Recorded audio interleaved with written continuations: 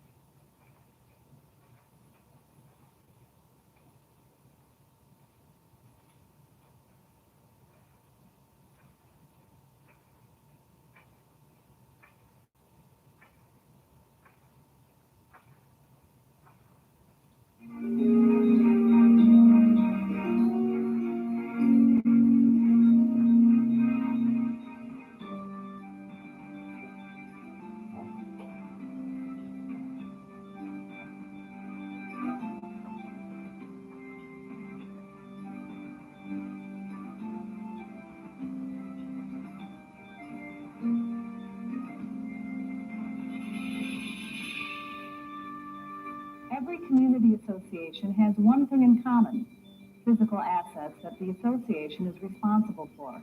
These common assets may be as simple as an entryway into your homeowners association, or as complex as the engineering components in a high-rise condominium. Whether simple or complex, all will face the day when they'll have to be replaced, and the association will have to pay for that work. Hi, I'm Tony Abruzzo. And I'm Janet Pound. We're going to take the next half hour or so to discuss with you the subject of capital repair and replacement reserves.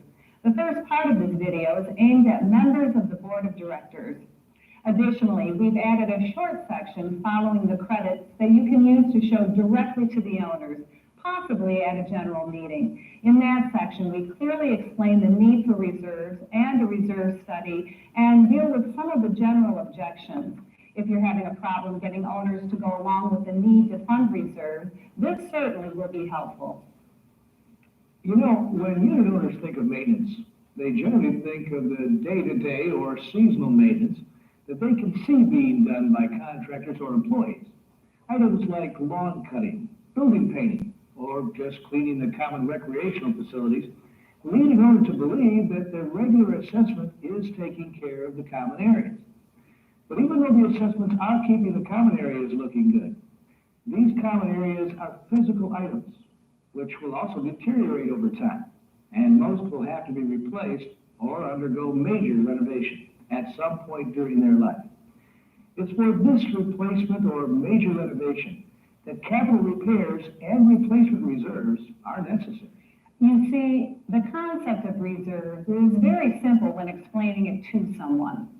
We want to have the money available when the repair is needed. But when owners see what that might cost, you often get resistance in the form of, I'm not going to be living here when that roof needs replacing. Or, I'll be dead by then. Why should I pay for it now? Or, won't this make the assessment too high for me to sell my unit? These are all legitimate arguments. If the owner was living in a single-family home instead of in a community association, it would be their choice whether to save for the repair or to borrow money for it when the repair is needed, or just to postpone making the repair as long as they can. But in a community association, the association, not the individual, is responsible for the repair and replacement of the common areas. And the association is required by its governing documents to make those repairs. In many states, associations are required by law to maintain reserve funds for the repair and replacement of major items. One of the first things you need to do when dealing with reserves is to ask your association attorney about your state laws and your governing documents to make sure that you're doing what you're legally bound to do. But even if your state law and documents don't address the issues of reserves directly, you should still consider the whole issue very carefully. Why? Because in order to be a well-run association, you need to be able to make the repairs when they're required, and associations should be on a pay-as-you-go basis. So let's talk about how you're going to do this. As a board member, you're elected to take care of the common areas. Part of that care is planning for the future, and that means having a real plan for those major expense items that will occur 10 years, 20 years, or even further out. Many associations that have not planned for the day when these items would need to be repaired or replaced ended up assessing the owners additional amounts above and beyond the normal assessment to cover the cost of when the work needs to be done. These additional assessments are among the most unpopular actions that a board can take. It often places financial hardships on the owners, especially those unit owners living on fixed incomes. However, proper planning can prevent this. A capital repair and replacement reserve plan allows an association to determine future financial needs and spread the costs over a period of time. It also allows for the spreading of the cost of replacing common areas between current and future unit owners. As we said earlier, some owners have argued that they shouldn't have to contribute to the replacement of common areas since they're not going to be living in the association at the time of the repair or replacement.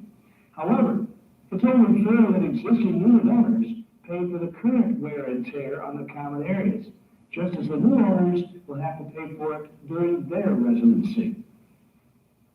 There are other reasons for having a reserve fund. It allows the association to maintain the aesthetic quality of common areas by keeping them in a state of good repair, which directly impacts the property values as well as the satisfaction level of the unit owners.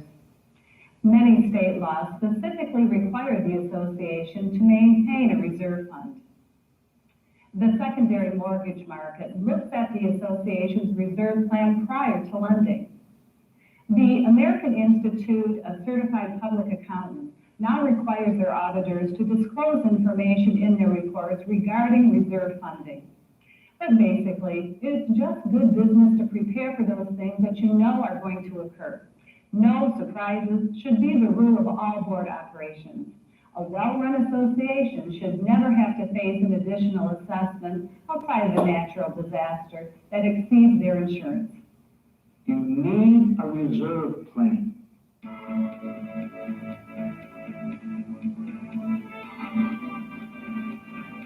A reserve plan consists of three parts: the reserve study, how the reserves will be funded, and what to do with those funds.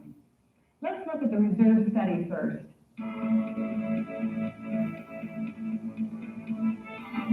A reserve study consists of two parts, a component study and a funding study.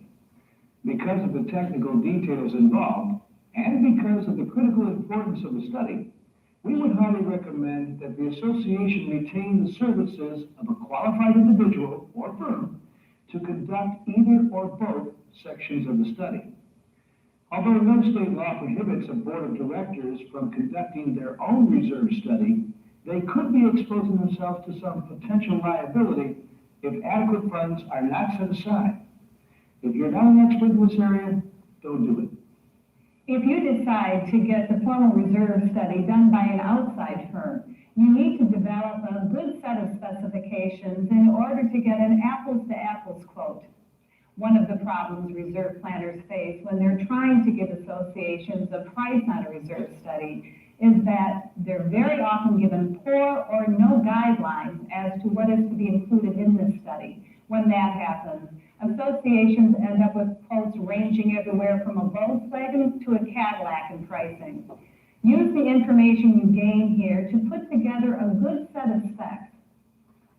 When reviewing the bids, an association needs to take great care in ensuring that the reserve planner they select is fully qualified to complete the study.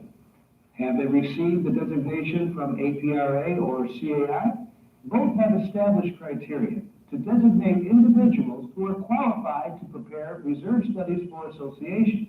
If they are, then you can at least be comfortable that they subscribe to the standards and ethics established by those groups. If they're not designated, then you're going to have to spend a lot more time investigating their capabilities and references. At a minimum, you'll want to talk with other associations for whom they've completed studies and see a final work product, and maybe talk to the board members that worked with them to see if they were fully satisfied.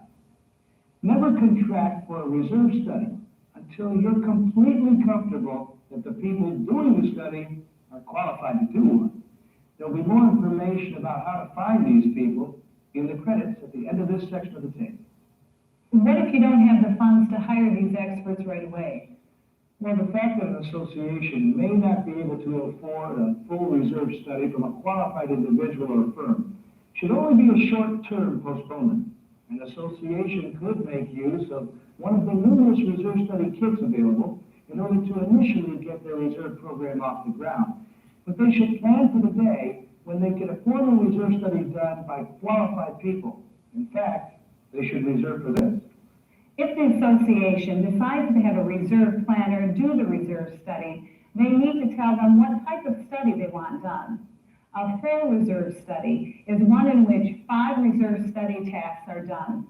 These are the component inventory, which is the listing of all of the physical components to be included in the study, an assessment of their current conditions, estimating the remaining useful life and the repair or replacement cost of the items, the status of the current reserve fund, and a formal funding plan.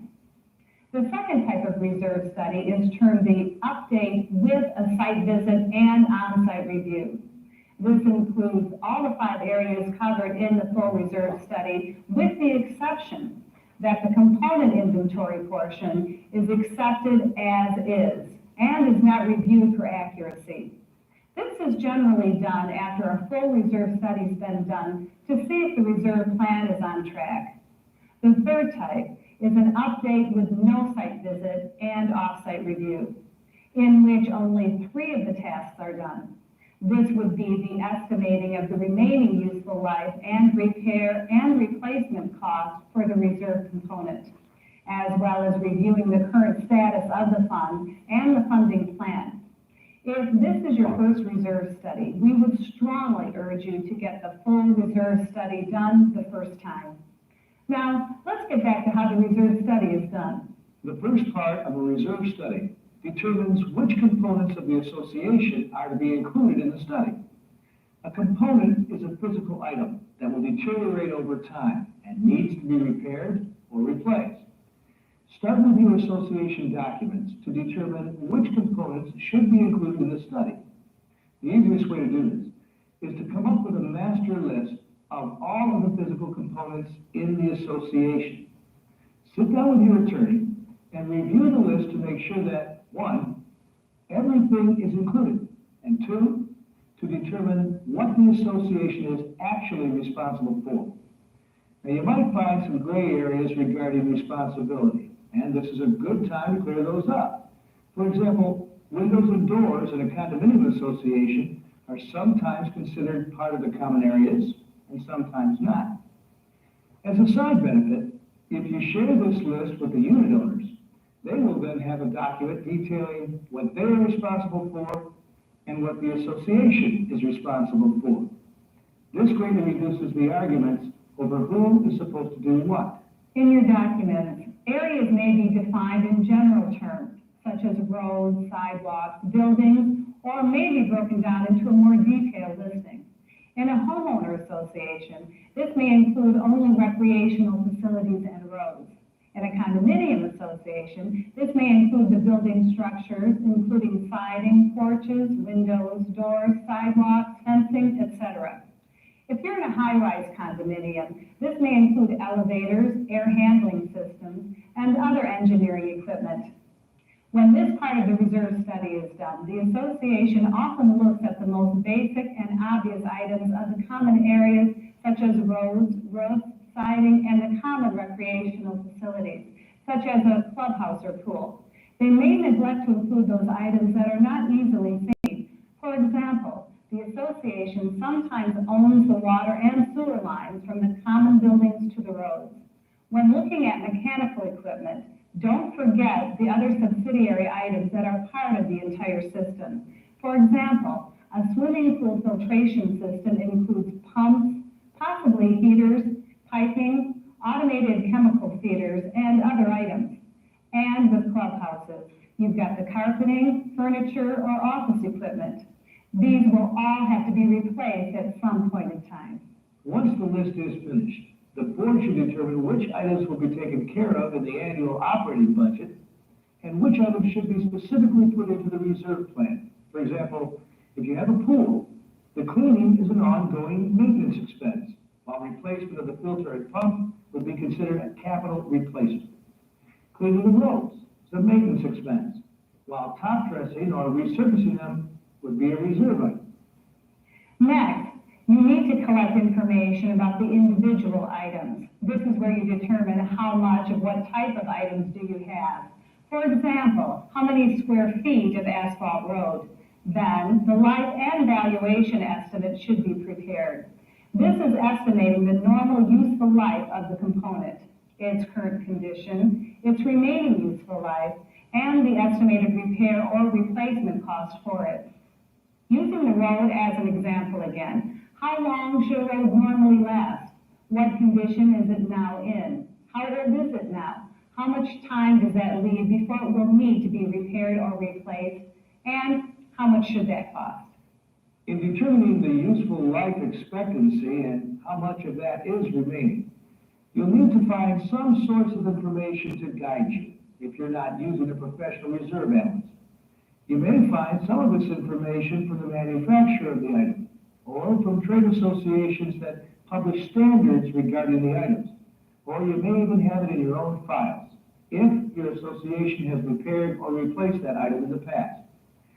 Don't forget, however, that averages of life expectancy may be national averages, and you may have to adjust for regional differences. Outside areas tend to deteriorate faster in northern climates or near water, especially saltwater, than they do in interior, warmer, and drier climates. You'll also want to look at how the repair or replacement will be done where items overlap. As an example, when replacing the roof of a clubhouse, you'll probably also replace the gutters and downspouts at the same time, even if their life expectancy is longer. So the cost of replacing those items should be scheduled at the same time as the roof. For your information, when we talk about assessing the condition of the components, this is generally based upon an on-site visual inspection of the items, termed non-invasive. This means that the people doing the examination do not take core samples of the roads or dig up the common areas to inspect pipes. If you're concerned about a specific area and wish to have more than just a visual inspection done, You need to make sure that you tell the reserve planner this information in advance or include in your specifications when it's sent out for bid. If you're doing the reserve study yourselves, this is one area where you really need experts to help. Next, you'll need to determine the length of the reserve study. This is the amount of time the study covers. Generally, a reserve study should cover the time when most of the repairs or replacements will be accomplished. This may be 20 years, 30 years, or 40 years. At a minimum, the reserve plan should cover 20 years, unless your state law requires a greater period. The length of time for which you want the reserve study to cover should be included in the criteria you provide to your reserve planner. Now you're ready to begin the funding study portion of the reserve plan.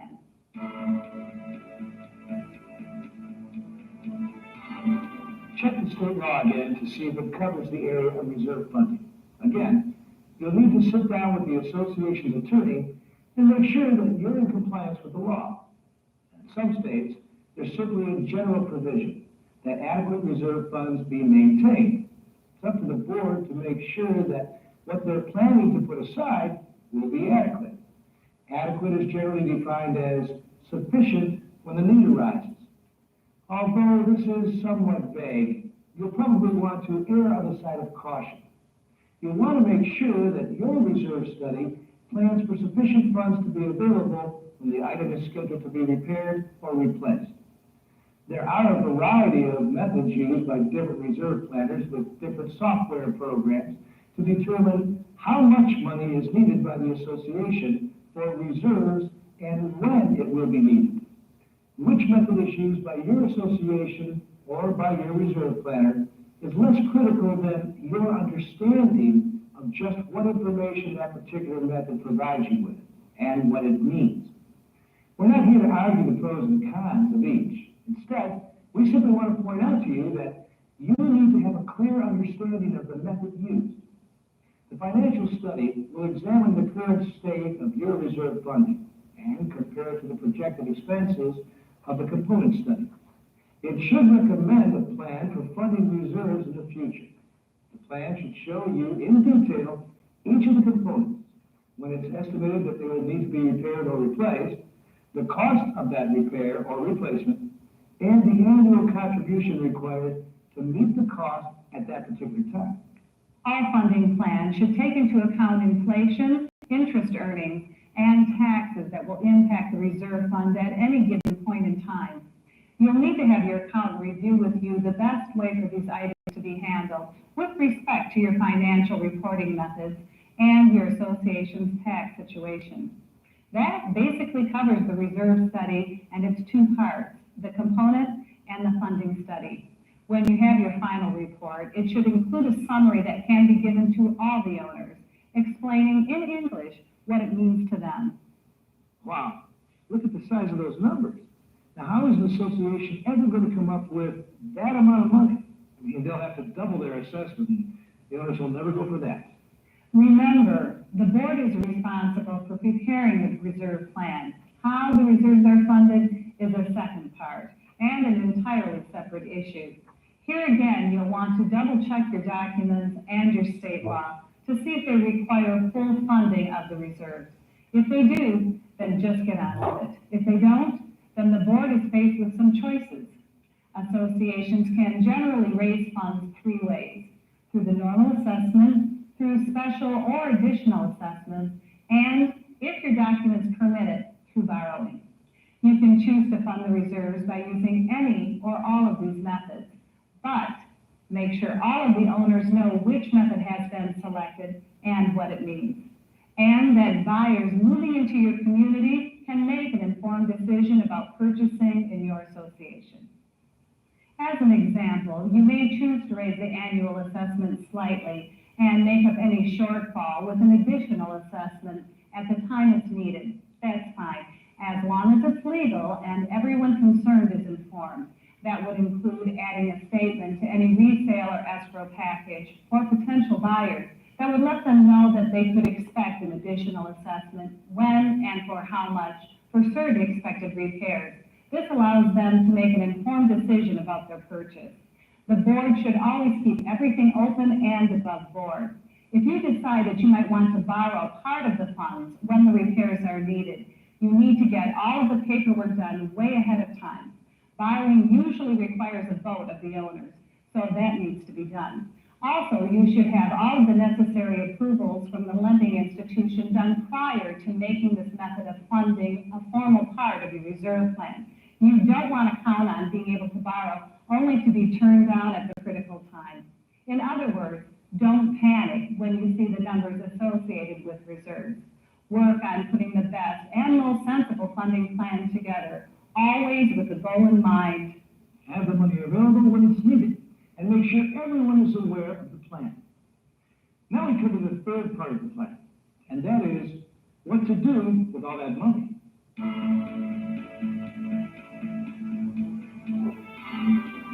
The association needs to consider a reserve investment policy. This will guide the association in how the funds are to be invested and where the money is collected are to be placed. As with everything else, start with your association documents and your state law. Since the board of directors has a fiduciary duty to maintain, protect, and enhance the assets of the association, a conservative investment policy is usually the best course. Often the documents will require that association funds be placed only in government-backed instruments or institutions. Even if your documents do not specifically require this, it is by far the safest course in protecting the association's funds. All policies and procedures regarding the handling of or investment of the association's reserve funds should be put into formal policies and adopted by the board. This provides continuity for future boards. When investigating potential investments for the reserve fund, first look at safety, then liquidity, and then at earnings potential. Safety is the primary issue. Therefore, the association should start with a very conservative policy. The association should limit who has access to the funds and how they may be moved or withdrawn. No one individual or firm should have the ability to transfer or withdraw funds from the reserve account. Reserve funds should always be maintained in an account separate from the general operating funds. At least 2 signatures, one of which should be a board member, should be required for any movement of the funds. It should require a board resolution to move or withdraw any of the monies. Be very, very careful on this. Reserve funds have been embezzled from associations by treasurers and by management firms. So place as many checks on this process as you can. Safety should also be considered with respect to where the funds are placed. Government-backed securities, bonds, or accounts are the safest and are probably where the majority of reserve funds are currently placed.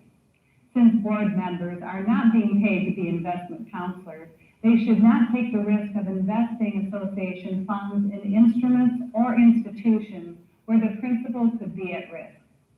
Speculating in the stock market is not a real good idea, even though the overall growth of the market over the past 20 years might possibly have given the association an excellent return. Short-term downturns or simply bad stocks could cause problems. If you're uncomfortable with the whole investment process, start with the investment counselor at the bank where your association keeps its funds. Give them the policy guidelines for investment, such as only in government-backed instruments, and ask for their recommendations. The second issue to be concerned with is liquidity. This simply means that you'll have the funds available in cash when they're needed. You should not buy 10-year treasury bonds if you're going to need to withdraw money in 5 years. The best way to handle this is to develop a strategy where you have a combination of short-term and long-term investments, with some portion of them coming up for renewal or rollover every 3 or 6 months. This gives you the benefit of tying in long-term higher interest rates, and yet ensuring that some portion of this will be available without penalty on an ongoing basis. The last area concerns the return on your investment. While everyone would like the highest possible return, that usually involves the greatest risk. Since high risk-taking is not a goal of community associations, you probably will not benefit from the highest return on your investments over the years ahead. You do, however, want to make sure you get the maximum amount of return possible, given all the safety restrictions you'll be dealing with. Here again, you may want someone from outside the association keeping an eye on various interest rates and instruments, and keeping you posted as to changes and possible investments. Remember, too, that there may be a $100,000 limit on the backing of government-insured instruments or bank accounts. So don't exceed that limit by putting all of your money into a single institution. Wherever you place the association's funds, make sure that they're covered by the FDIC or SIPC. There will be tax consequences to your investments, and you need to discuss this with your investment counselor or your CPA so as to prepare the best plan to avoid the payment of unnecessary taxes. And that's how you put a reserve plan together. One more thing. When you finally have your first formal reserve plan done, you need to be aware that that isn't the end of it. Different items deteriorate at different speeds, and they're impacted by a variety of outside forces, some of which are beyond your control. An extended period of severe weather could accelerate deterioration of exterior elements. If your association has an aggressive preventive maintenance program, you may find that the components are lasting longer than your initial projections and need to be adjusted. The economy may also impact interest and inflation rates, which will change your annual income totals available. So you need to annually review the financial portion of the study with respect to economic conditions. And every few years, you should have your reserve advisor conduct one of the updated studies to make sure you're still on track. Well, we hope this has helped you with the subject of reserves, and that your association will be able to put together a reserve plan that makes sure that the common areas are maintained to your standards, and that no financial hardships are placed on the owners. Remember, there's a short section right after the credits that's designed to help explain to unit owners why reserves are needed. Thank you. And good luck.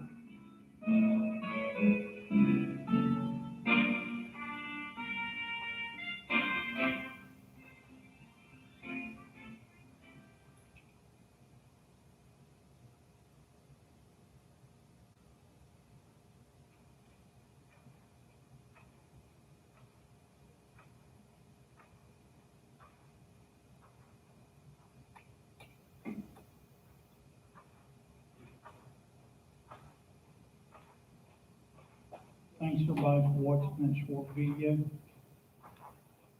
about the reserves and all. Now we're going to do ask questions and discuss things. First off, we talked about last night. The meeting last night was a disgrace. There were names mentioned about things, and there was an incident here a couple of weeks ago that was not true. That was said that they implied that somebody was involved in it, a unit rep which was not involved. To the extent they're saying they were protecting me. I was really confronted after I left the meeting. I'll tell you why I was confronted is because they asked me about the computer system, and I also I'm going to share an email with you that talks about that particular thing.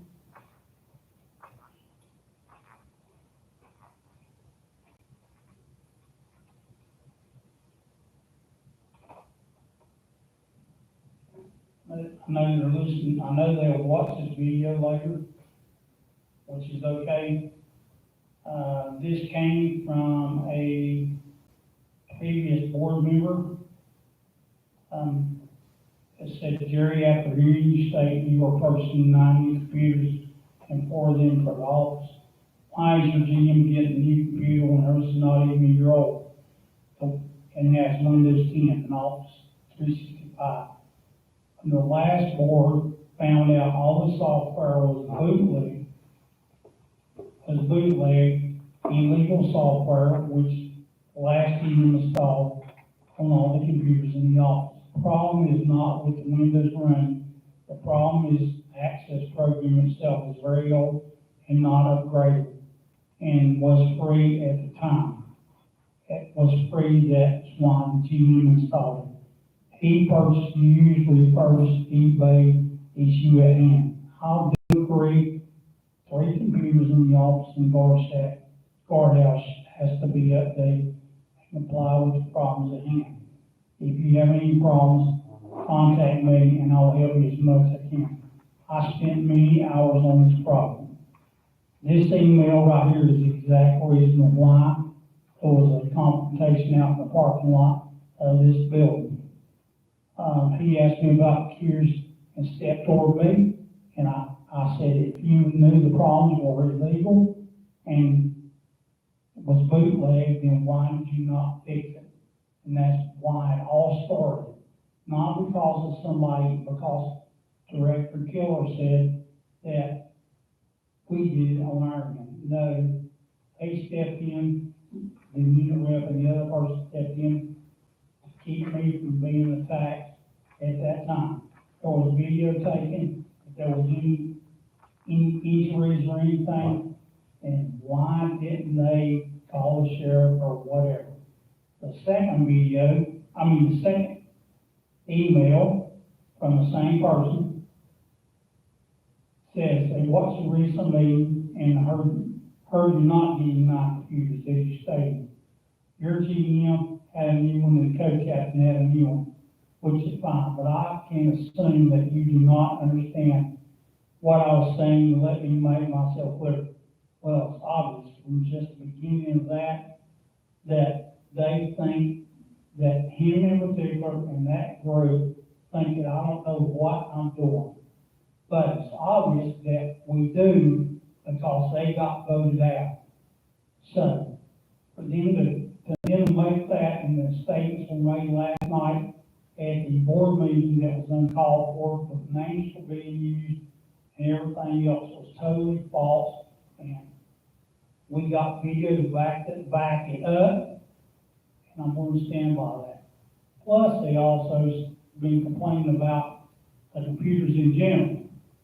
Well, right here in front of me, I have a budget presented last year in November. This may not have the reserve study in the green copy, but it does. And I will repeat it does. It's presented to us, and I'll be welcoming somebody to read this for me. That when you go to the additional income and the reserve page, back in the very back, we voted on this budget. The very last page is the list of reserves and what's covered in that. And I quote, they can say that all they want to, that under administrative, which is the top thing, it says the second line. The first word is computers. It says computers, routers, servers, and software. This is what we voted on as residents of Brookridge. So this is what's in the office on their computer that they go by. So is this valid false? Is this valid false? Well, if they want to dispute it, then it must be. Because then everything on here, the whole entire budget must be false.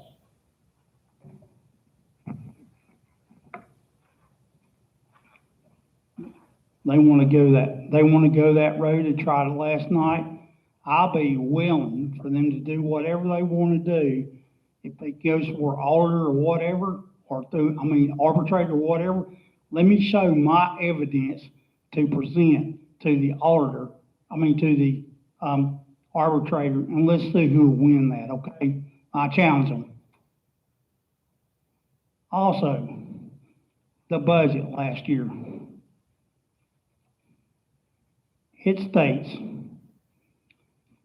under administrative side, it states for this year, under 2020 budget, it says computer sold. You know how much money they got on that? It says a grand total of, for the 21 budget, it shows only $1,000 as projected. I'll go over this page which is TMT Technologies, which is computers consulting. And I looked at this paper I have right here, and I'll be willing to show it to anybody.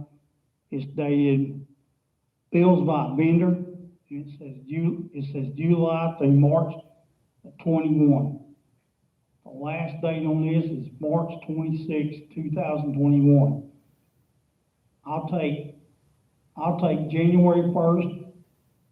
There's a bill, a date, there's a bill dated 2/26/21, a bill dated 3/01/21, a bill dated 3/04/21, and two bills dated 3/15/21.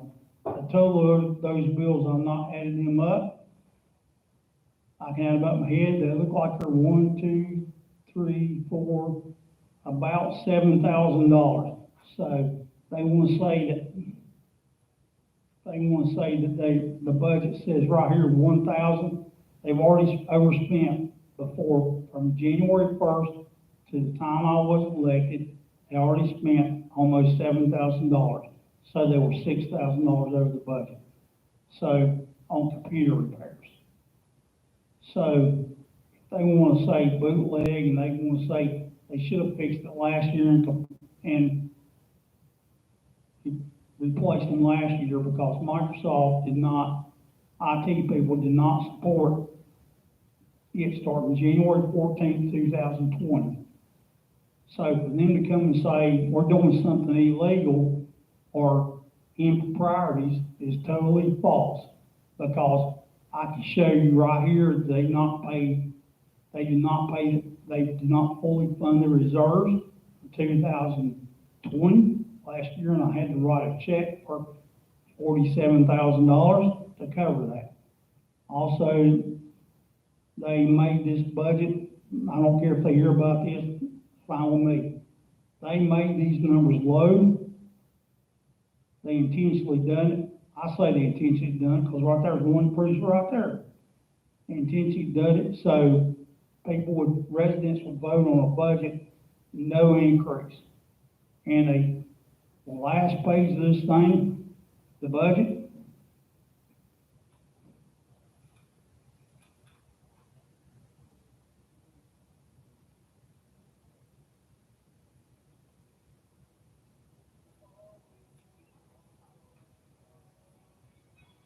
the last page of this budget, this page right here is additional income.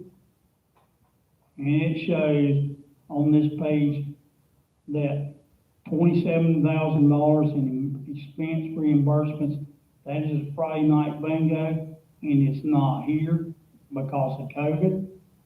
Then on up the page, you got $22,000 was planned for the budget this year. That's miscellaneous income that's not here.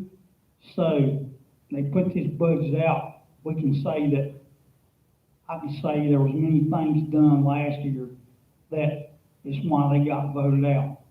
And I've got a copy of the report too.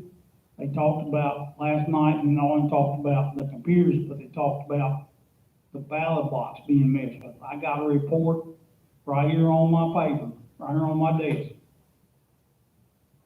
This shows everything that was done to that box. And I'm going to back it up. They want to say that because the only one that has a motive to mess with the ballot box is the one that was on the board last year, because the rumor going around here was we were going to fire everyone.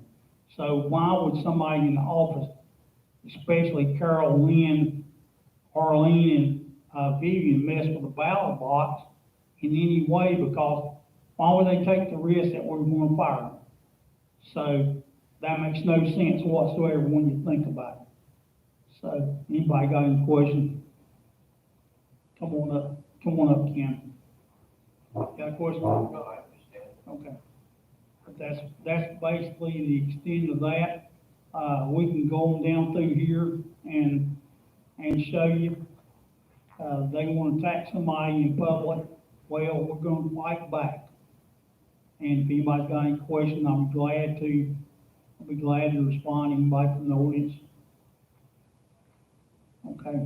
Anything on the reserves at all, or what we saw on the video? Questions on that? Question.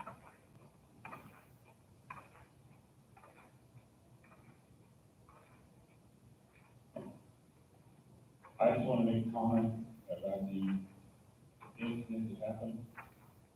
I was an eyewitness to the situation. I was not active in the situation, but from what I saw, Jerry was,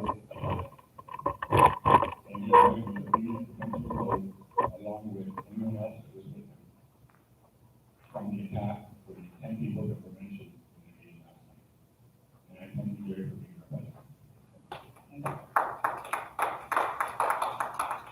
Okay, we got any questions on reserve study, anything else? Do my best to answer. The taxes have been filed, an extension on that may be yes.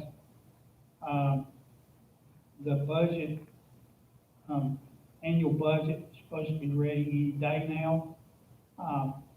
It's almost complete. All we're asking for is, what the, I want to say, like, my mind's lost it right now. Depreciation of things are, that's what they're wanting to know. That's the last thing right there.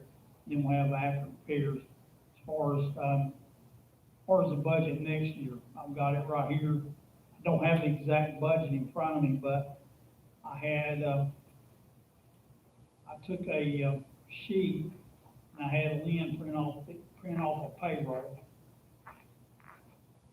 I know that question came up. The payroll for 1 week, I think, is like, it was $27,000, which was average. What she took with no overtime and gave it to me, what the payroll would be is $26,600 or something like that. Then I had her add $1 to that for the minimum wage going up. And when you add that plus taxes made that made 28 something. Then you add taxes to it. So that was roughly, it's gonna go up roughly, the minimum wage will make the payroll go up roughly between around $2,500 every pay period. So that means it's gonna go up basically $5,000 a month. And then that's times 12, of course, that's gonna be $60,000. But you gotta remember, it's gonna go up another $5,000 a month for the October, November next year. So you're probably looking at somewhere around 75 to 80,000. It's gonna go up because of labor. And then I don't know what the amount of inflation, some stuff we have is gone up probably 400%. So as far as the number goes on it going up, I'm gonna let Larry take care of that number and see, but my opinion is it probably needs to go up, not to be the bad guy, but realistically, it probably needs to go up about, between $3 and $4. The assessment needs to go up. And, if anybody's got anything else, question to ask, I've got,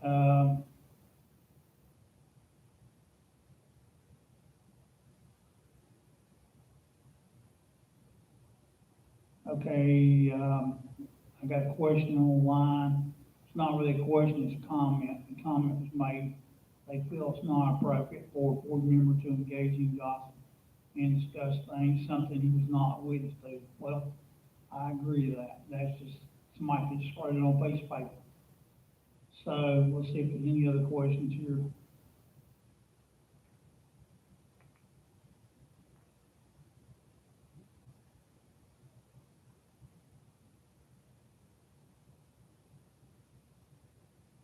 I don't have any other question on here from anybody online. Yes. Okay.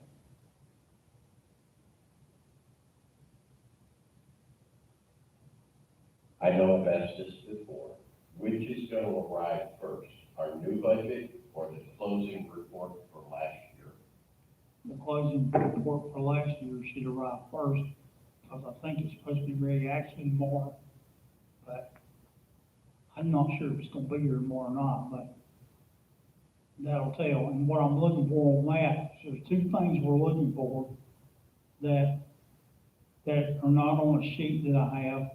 And one is the bad debt, which could be anywhere from 20 to, it could be anywhere from 10,000 to 70,000. And,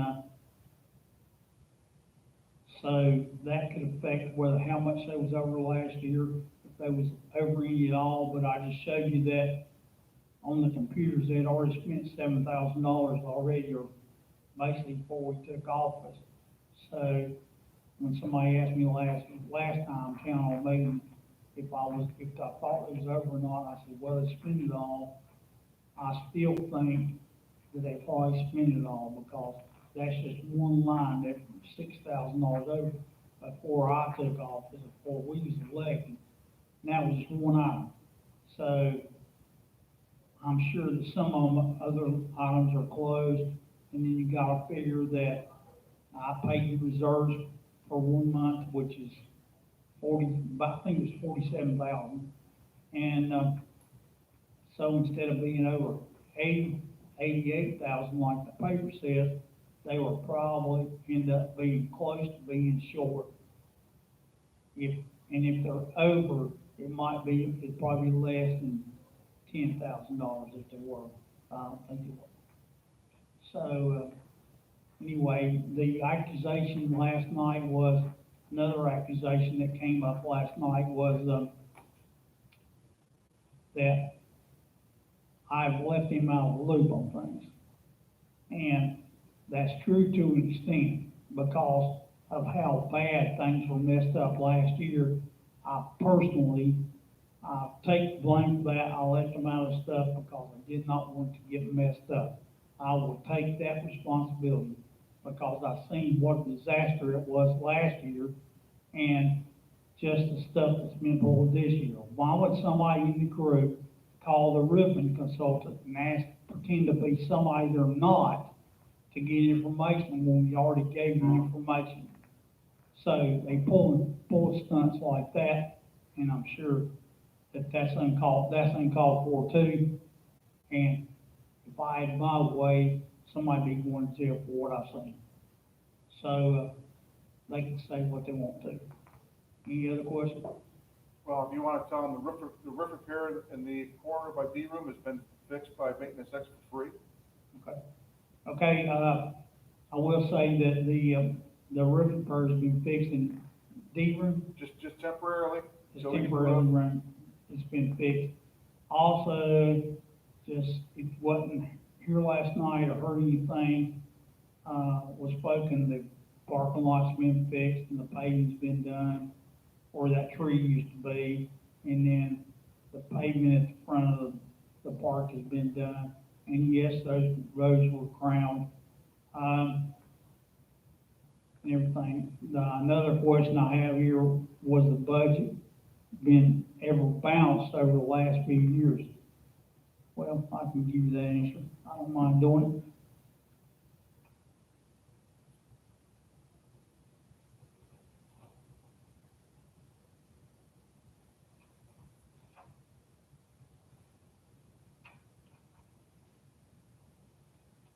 And the paper I'm looking at is over the last 10 years. And it shows that it's been over 3 times in the last 10 years. I'm not gonna say it was intentionally done or anything, but basically, to shock some people, this says they were short a total of $405,000 over the last 10 years. Did they take it out of reserves, or did they just, what did they do? But that's the total. It says 405, 211, and 2 cents. Okay, it should be questioned online. But, what I was gonna show you is that we talked about last year, and we'll keep talking about last year, is that this thing says they were over $88,101.07. But if you look on the page above it, before it,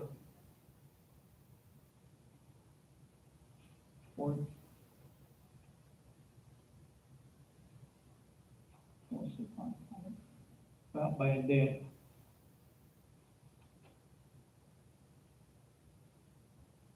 Okay, it shows the reserve account, mine shows that, it shows that they pay in $395,010.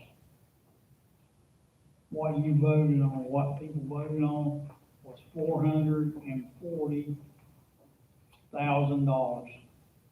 So we know they didn't cover it, didn't pay it, and it was supposed to be fully funded.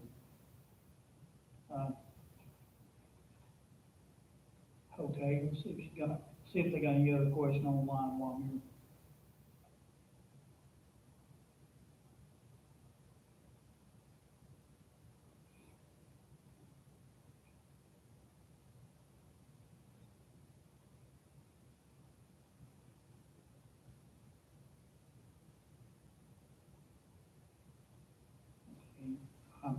They don't have any more questions, so we'll go ahead and end the town hall meeting this time. I appreciate everybody listening online and watching online. I appreciate everybody that showed up. And thank y'all for coming. Thanks, Jared.